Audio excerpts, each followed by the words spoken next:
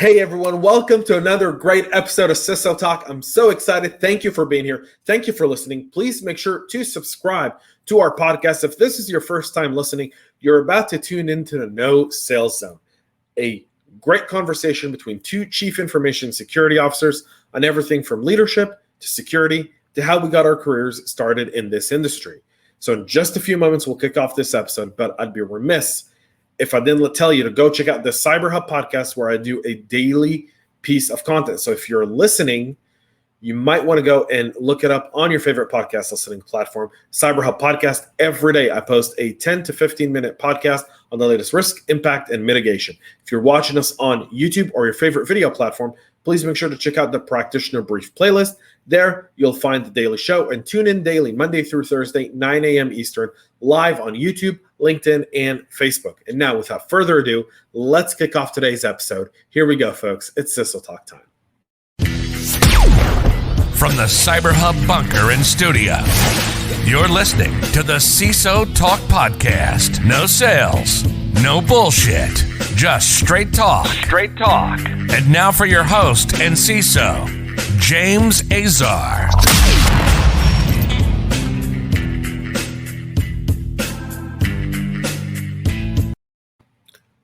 Mike Felker, the VP of Information Security, aka CISO, over at the Leaf Group. Welcome to the show, good sir. Hey, James. Yeah, thanks for having me on. We've had a lot of amazing people, so humbled to join you today. I'm humbled to have you here. I'm very excited for this episode. It's going to be a great one. So as I said, Michael, you're the VP of Information Security over at Leaf Group. That's essentially a CISO equivalent. Would that be correct? Almost, more or less? Maybe that's a different discussion, but we can move on to other questions. Deflection is always my favorite thing. So let's start off with a little background for our listeners and viewers. How'd you get started in security? What was that journey like for you? When did you know that you wanted to be in cybersecurity? Yeah, this is actually a fairly common question that you get in interacting with our industry at all in general. But for me, it's actually a point in very, very early college years. I was reading the LA Times, and I think it was free at that time, and we still had newspapers.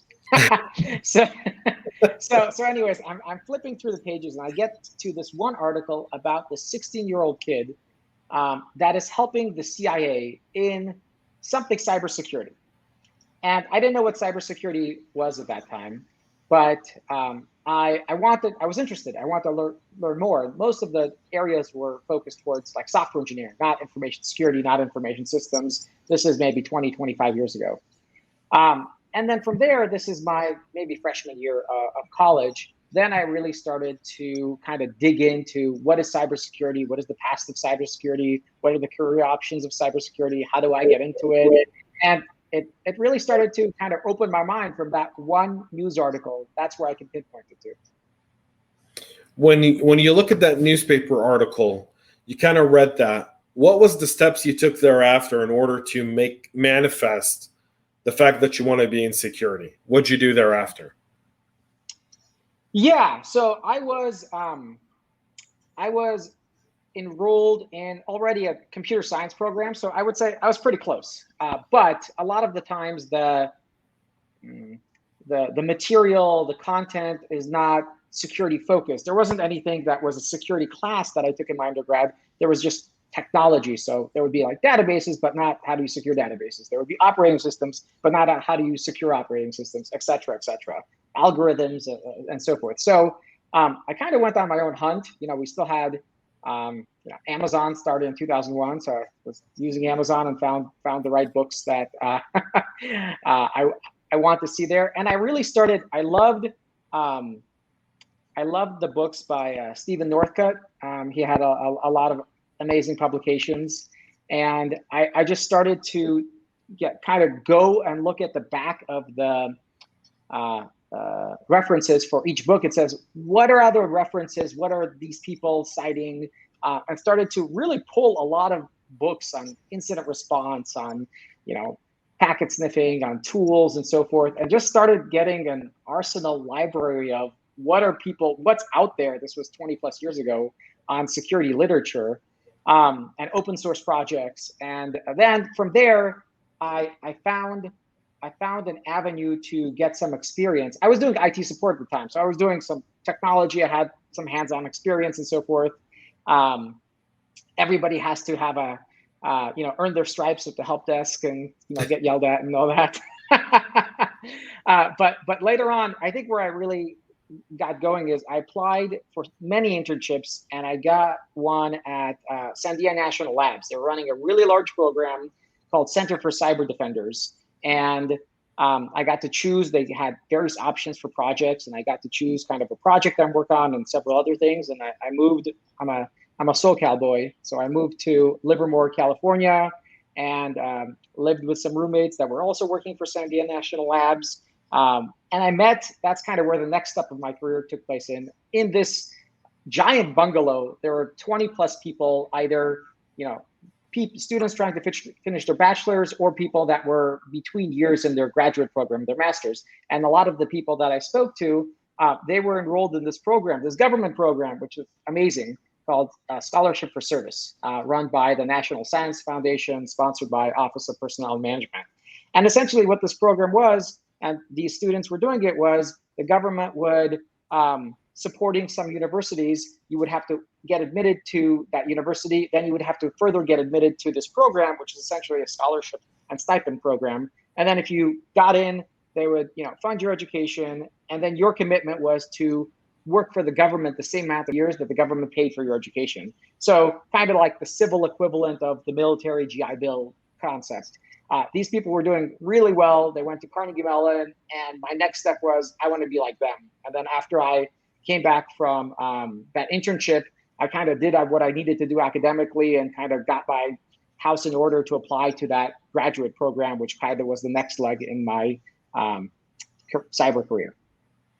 That's awesome. Let's talk a little bit about leadership, right? So one thing I got to tell you, man, I'm inspired by your self-learner, self-starter journey of just reading books and going after the knowledge when very little of it existed in order to spark a career.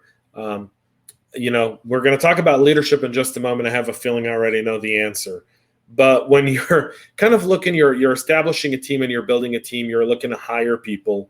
What skills and qualities do you look for in the people you're hiring? What are some of the intangibles, the stuff that maybe, isn't really in the job description, but really stands out for you? Yeah, that's a great question. And the answer has changed over time as I kind of grow and learn and mature and have self-awareness. That actually, if you ask me 5 years from now, I might give you a different answer. But my answer today is security is kind of in the crux, it's kind of in everybody's business, so to speak. It's in a lot of fires, it's getting more importance. And part of what I look for is really good communication skills. And that's both verbal and written. So like I need to be able to have somebody on my team that can explain complex ideas to other people. So they need to be really good at communicating about, severity of issues, or is this, complex topics, simple, dumbed down a little bit, or presented it with analogies maybe. And there can't be a really big language barrier that exists between you and the person, because some of these might be super technical people on the other end, some of these might be executives. So really strong communication skills. And we're dealing with, deeply with a lot of different topics: cloud security, application security, data security. So there's a lot of breadth to this domain. So that's one, really good communication. And written also, because sometimes what you write is really important. Writing something in a way that maybe is clear, maybe is actionable, maybe is concise enough that a busy person would read it. We're all busy, and for example, if you write 7 paragraphs in an email, no one's going to read it. If you write an email or something that is inflammatory, people are just going to work it up. So that's one area. Communication skills. Another one is very hard to, this is definitely not listed on any resume, and it's very hard to kind of prune, call out, evaluate: interpersonal skills.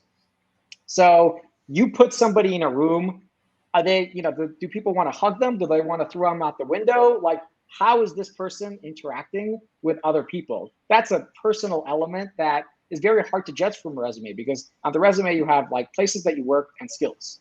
And interpersonal skills, like how you're going to act with somebody else, is definitely not there. And part of this, in all the job descriptions I try to write for, I write the word tactful or tact, because a lot of things that we have to do is deliver difficult messages. Like, something really bad happened, dear business unit owner. We need to have a conversation like right now. Something really bad happened. Drop whatever you're doing. Let's have a discussion.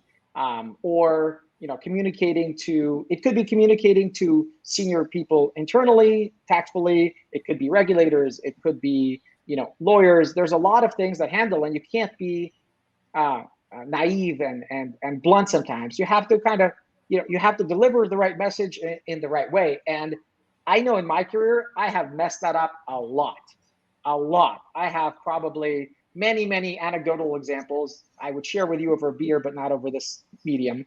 that I will tell you, I have gotten this wrong many times, and it's not something that you can just read a book and get it right. It takes years of experience. So that's one. And then kind of the obvious ones where I need somebody to have the technical chops, so they're not steamrolled. They're competent enough in the disciplines, whether it is all of the stacks, whether it's application security or network security or data security or other levels, cloud security. They are competent enough that they can face off with whoever they're working with, that they can dive into the topics that they need to get their work done. Because if they don't have that, they don't have the foundation, and they won't be successful. Yeah, two great skills, by the way. Interpersonal skills, I think, is, those soft skills are highly underrated. And you're right, they're not very difficult to find out in an interview, because I think people always put on a specific facade for an interview. Mm-hmm. I think it's difficult to find out in an interview just how real those interpersonal skills are over a period of time. Like, how do they really translate? It's kind of like test driving a sports car. Yeah. Is it going to perform the same way over time? Yeah, and you don't know until you work with people, you don't know what their triggers are or their stressors are, or when the fuse is going to blow. Like you learn that after, when your relatives, you've been with them long enough, when like Uncle Fred or whatever is going to just like run his mouth off in a certain setting. But you need to interact with people to know what their buttons are.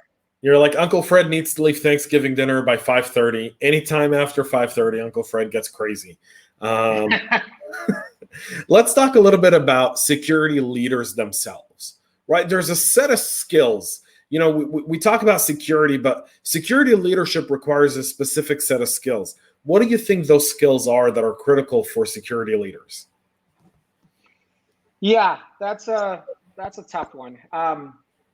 So I think part of it, and I'll replay what I think is happening. One is you need to have a broad-based knowledge of everything that's going on in the minds of leaders, like what's going on in the mind of the CFO, what's going on in the mind of the CEO, what's going on in the mind of general counsel, of like business unit heads. And a lot of what's happening there is what's happening in the business world itself. Part of that is understanding financials. That's the part of it. Where is the business? Is it a growing business? Is it stalling? Is it on the downward trend? You need to understand what the business trajectory is to understand what the appetite for security and the messages that you're going to deliver are. For example, if some company just got a really big round of investment and they're hiring and investing a lot of money, then that would be one area. If a company is like bleeding money and the products are not doing well in the market, that might be kind of a different message that your area. So understanding basically what's happening with the business side. Also understanding what are the core compliance requirements. So you may be a public company, a private company in a certain industry, in certain geographies.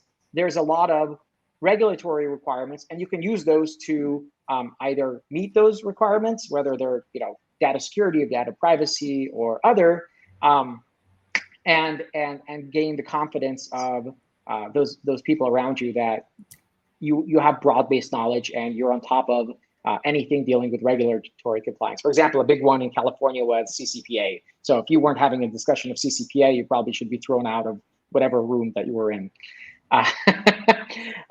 Another one, so we talked about financial knowledge, we talked about regulatory compliance.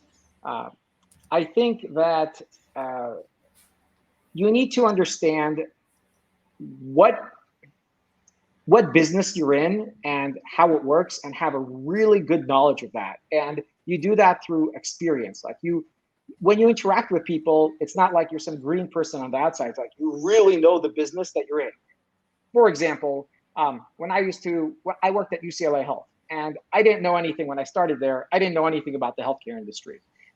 So what I did is I actually went and took a class that nurses took on how to use the computer systems to put in orders into the computer. So I learned how nurses work day to day on the computer.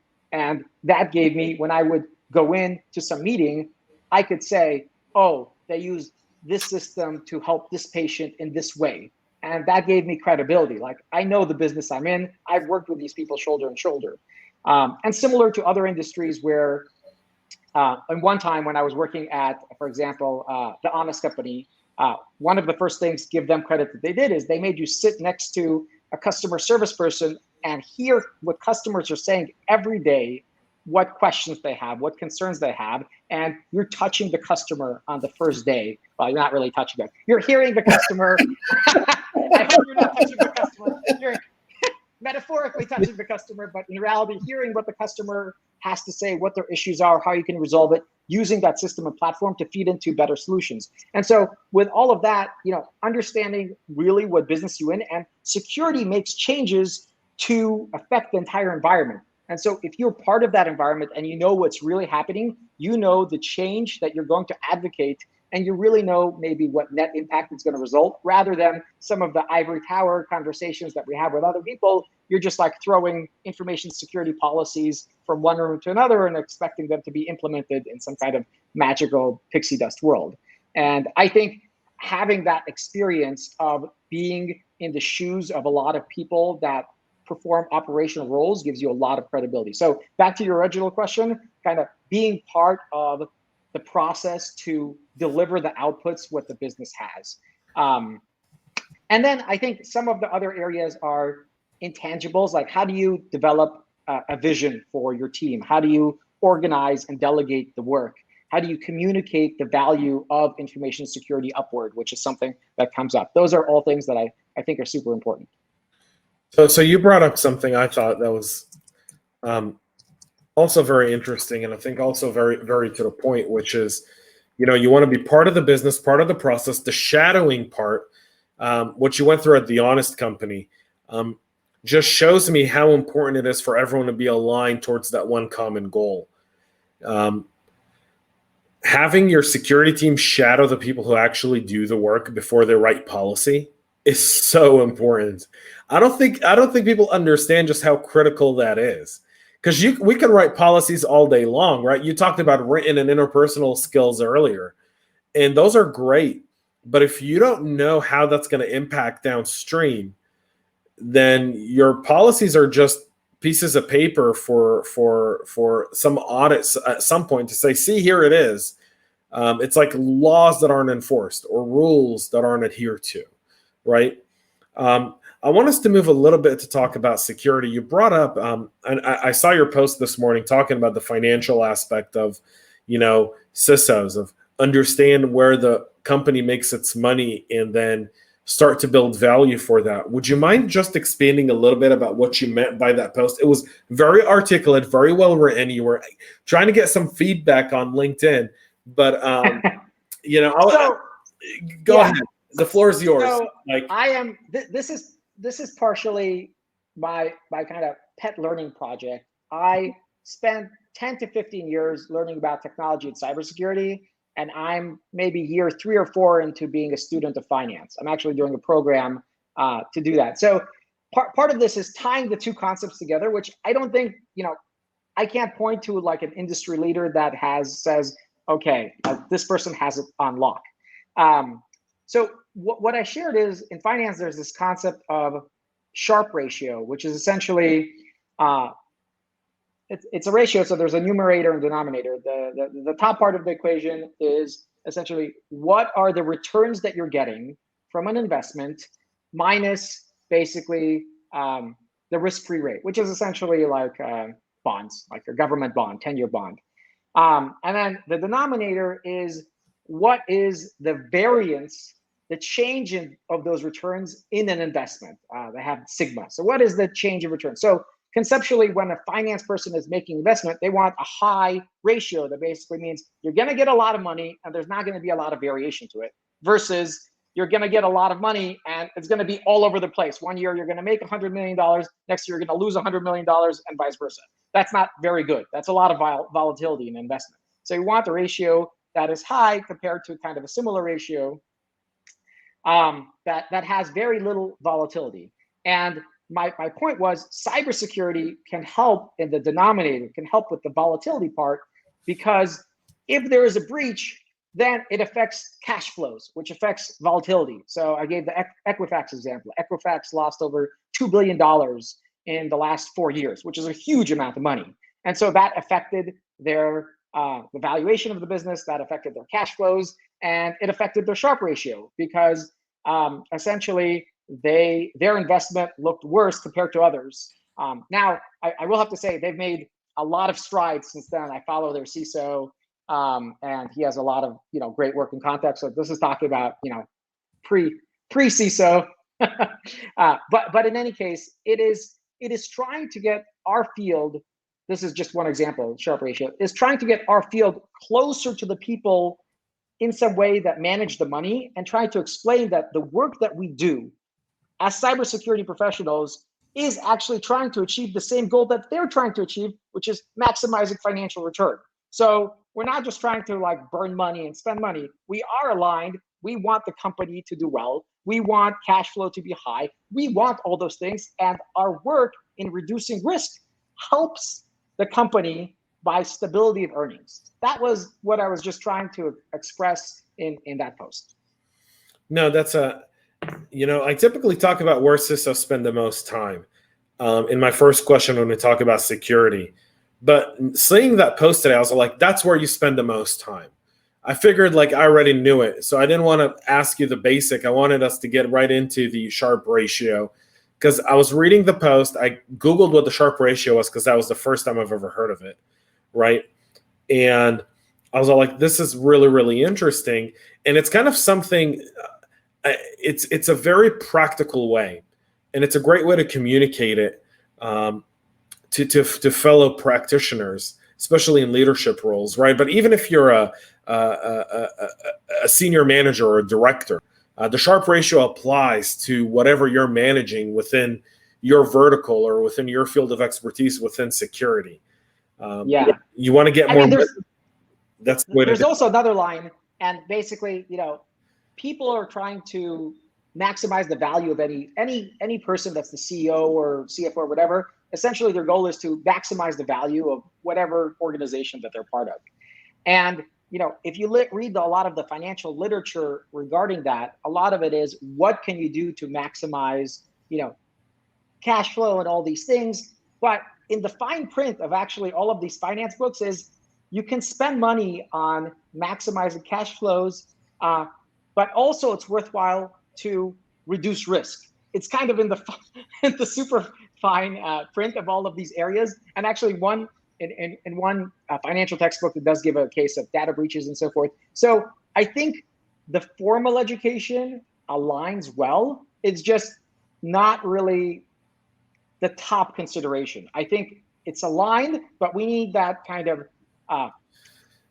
Do you feel like? Let me stop you there for a second. Do you feel like we as security practitioners? I'm often very critical at myself, right? So I'm going to speak on behalf of James for just a moment. Sometimes I feel like I want security to be the most important thing for everyone in the organization, because sometimes I'm not aligned with everything else that's going on within the organization. Now, security is a priority, but I feel like whenever I'm talking or whenever I'm speaking to peers, everyone's like, why isn't this the number one priority? And I'm like, well, number one priority is always going to be drive revenue and shareholder value. You're never going to beat that, right? Security is never going to be number one. Your best hope is to be in the top 5, right?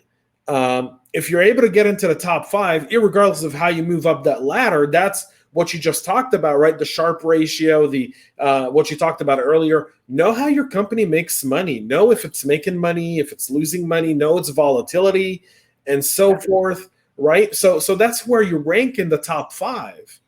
I hear what you're saying about, why doesn't this get more airplay? Like, why am I the only one that's concerned about like this particular topic? And I think there's a lot of reasons to that. I think that a lot of times, here's what I see from kind of reading the literature about security in general. Nobody really puts a lot of emphasis on security until their company is on like top of fold Wall Street Journal article, and there's a lot of things regarding security, privacy, etc. And this is also to say, not the recent ones. You go back to all of the big tech companies when the FTC 10, 20 years ago invested them and gave them consent decrees. And basically the consent decree is you have to do this. And basically whether it's like, Google or Twitter or all these things, you can look at FTC, and essentially the security program for most of the major tech companies was formed because the government told them they need to do a better job and build an information security program. I mean, you can just Google it and take a look at it. There wasn't a lot of formation until basically the government said, you're doing a pretty shoddy job at this. We've investigated you, build your program or else we'll come back. And that's the formation of a lot of security programs at huge companies. Now, especially technology. Now, the difference is between the financial industries. The financial industry already had a lot of regulators that told them that they had to do this. So the financial industry, for the most part, they've already been on top of it because they've had a regulator overseeing them a long time and audits many, many years to course correct. But the big course correction was for a lot of these technology players that hasn't had a regulator. The US doesn't have like a big technology regulator. The FTC is kind of the closest regulator you get versus Europe that has a lot more specific regulators, especially in the data privacy space. Yeah, I think I'll politely disagree with the aspect of regulation driving security. Although I agree with you with the fact that if it wasn't for a little bit of government intervention and a little bit more of investigation, that some organization would have not started their security program. I think the more oversight the government does, the less focused security gets. It becomes a lawyer thing rather than a practitioner thing. So it becomes, to me, or what big companies do most of the time is they hire lawyers to deal with regulatory issues instead of dealing with the underlying aspect of it, right? So, Yeah, it's I see your perspective, and I can see how we can be sometimes, cynical of regulations. And the other part of regulations is they're not perfect. They lag a lot. Like we might have certain, I was just talking about this with my team. We might have regulations that were for technology 20 years ago, but those regulations are still here and we haven't thrown away because nobody's thrown away those regulations. So I don't think regulation, I mean, generally the ways that I see is a lot of industries don't want regulators, so they come up with self-regulation. Like the advertising industry, for example, they have this big consortium that tries to come up with all these standards to be a little bit faster than the government and say we can self-regulate. And in some cases, I don't always see regulators as bad. My comment may be Californian. My next comment may be very Californian, but a lot of the movement and traction that we've had in certain progress areas, whether it's fuel efficiency or clean air or so forth, was because nobody except the government can unilaterally make an industry change in some way for the outcome that we want. So I might be coming off as pro-government, which generally I am, but that maybe is a separate conversation.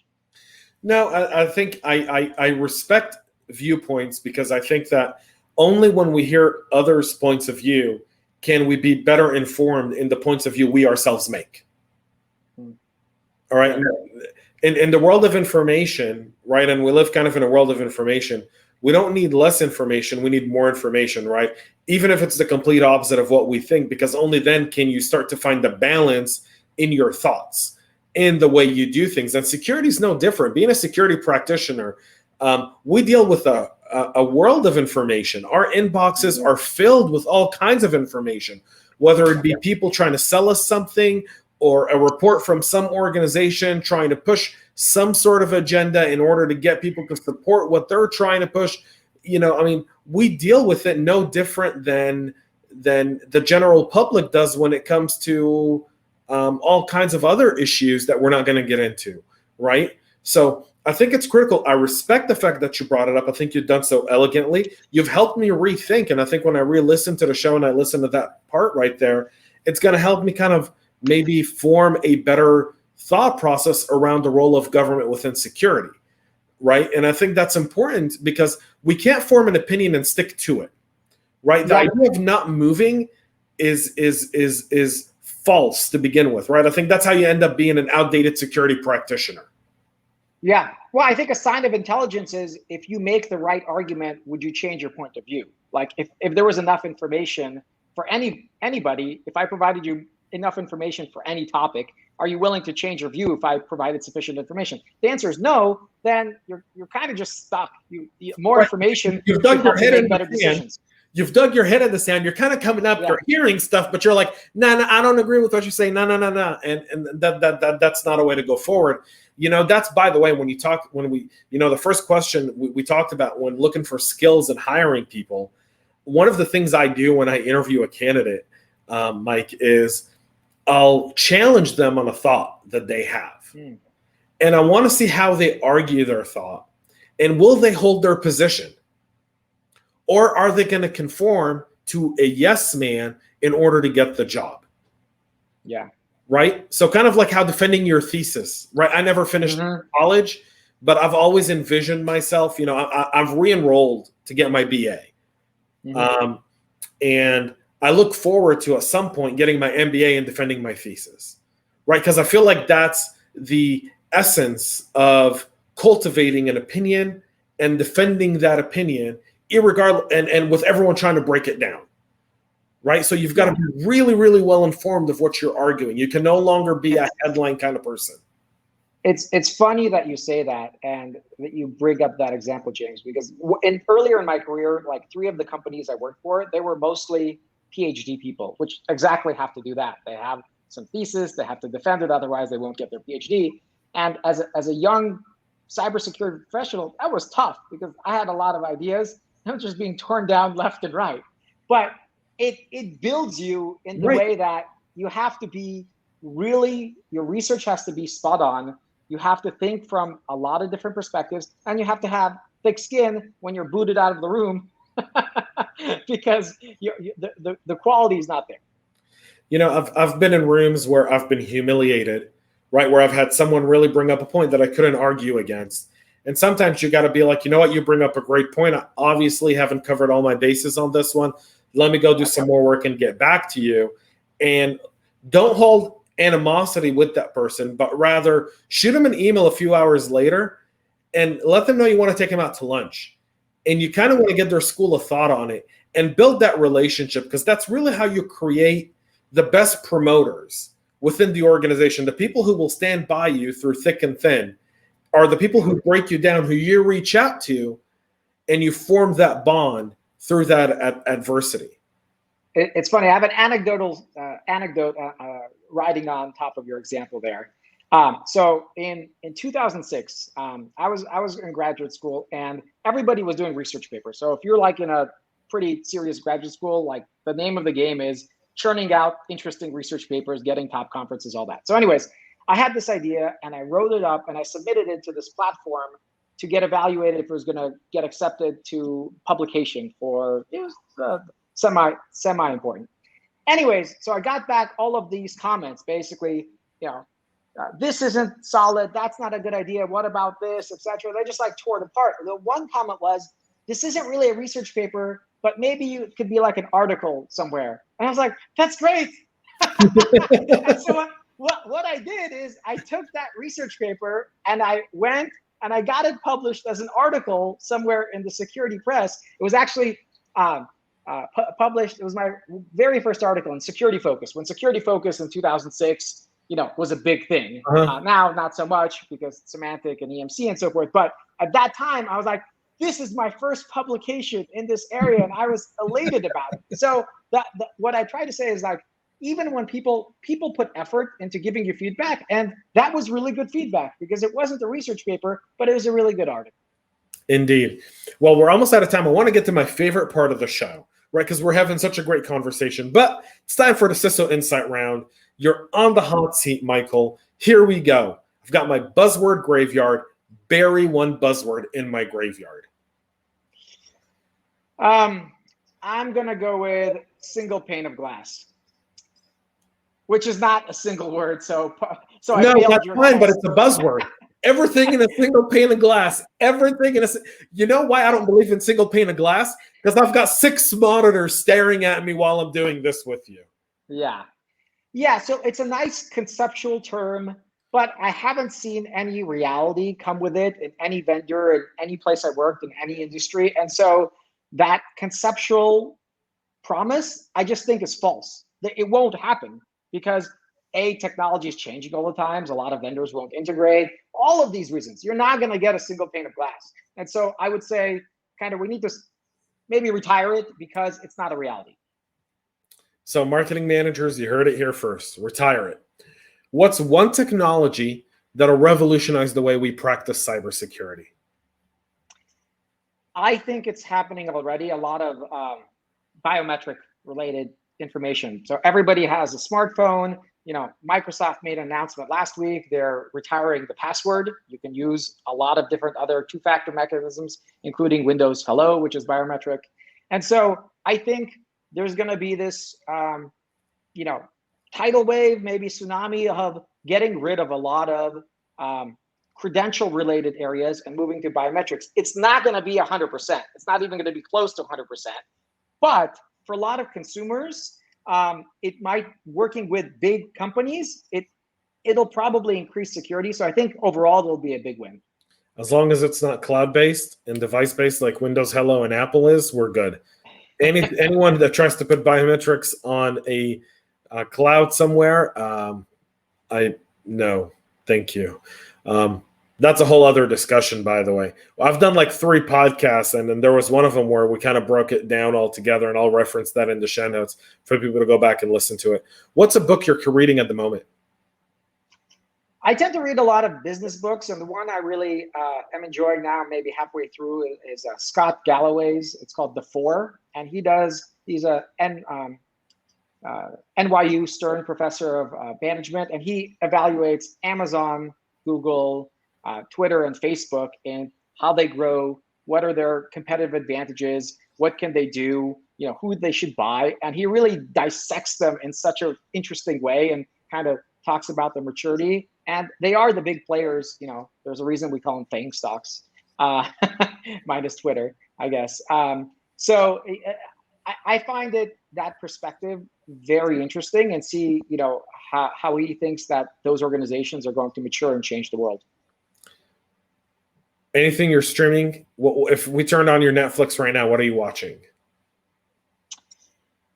What am I? Well, I'm watching this new series on AMC called Kin. It's a mafioso movie, and I'm really into those. Has elements of drug trade and cash and all those things. Give me a good mafia movie and I'll watch it. I think you can't be in security without loving mafia movies. And what's your favorite music, Mike?